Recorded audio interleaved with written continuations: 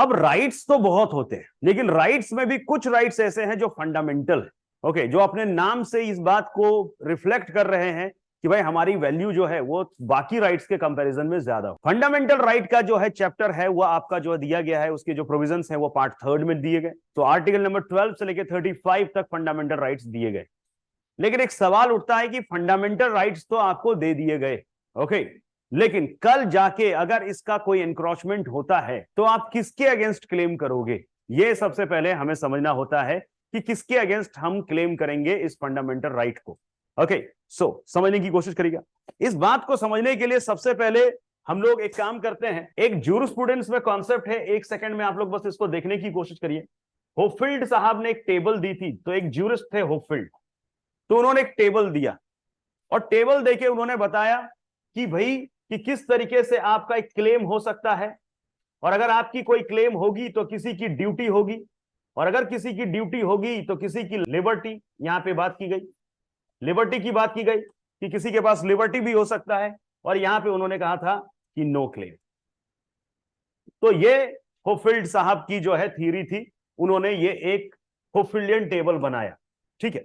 तो उनका यह कहना था कि दुनिया में अगर एक्स नाम का कोई पर्सन का क्लेम है तो वाई के पास एक ड्यूटी होगी, सेम पर्सन में दोनों नहीं हो सकता। ये सुनो, गेटिंग द पॉइंट। तो अगर एक्स नाम का पर्सन के पास कोई क्लेम है तो वाई नाम के पर्सन के पास एक ड्यूटी होगी। दुनिया में किसी भी एक्स वाई किसी के पास भी अगर लिबर्टी है तो किसी और के पास कोई क्लेम नहीं होगा। लिव इन दिस पॉइंट, तो take care of this line very carefully. तो होपफील्डियन ने ये टेबल दी और फिर उन्होंने कहा था कि अगर किसी की ड्यूटी है तो किसी के पास लिबर्टी नहीं होगा। मतलब अगर मेरी ड्यूटी है तो मेरी लिबर्टी नहीं है। तो होपफील्ड साहब ने एक बात कही कि कोई इंसान जब एक क्लेम करेगा तो हमें ढूंढना पड़ेगा कि किसी ना किसी की ड्यूटी होनी चाहिए, वरना उस क्लेम का कोई यूज नहीं है।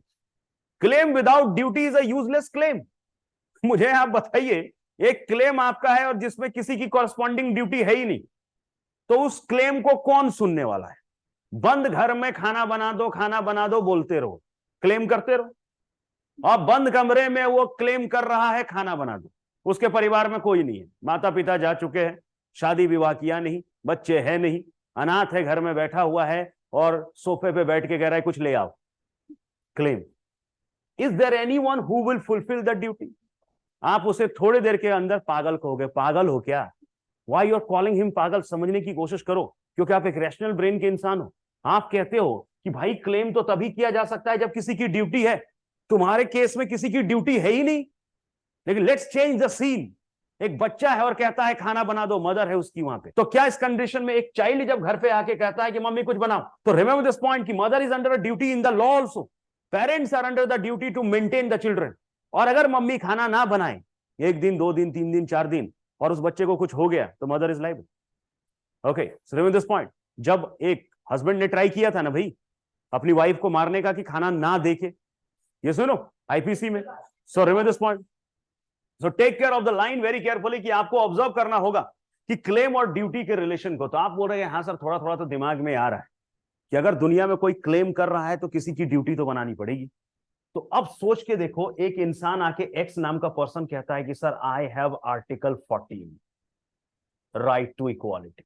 आके कह सकता है ना, क्या आप आर्टिकल 14 क्लेम कर सकते हो? अगर मैं आपके साथ इनइक्वल ट्रीटमेंट करूं तो आपने कहा सर हम क्लेम कर सकते हैं।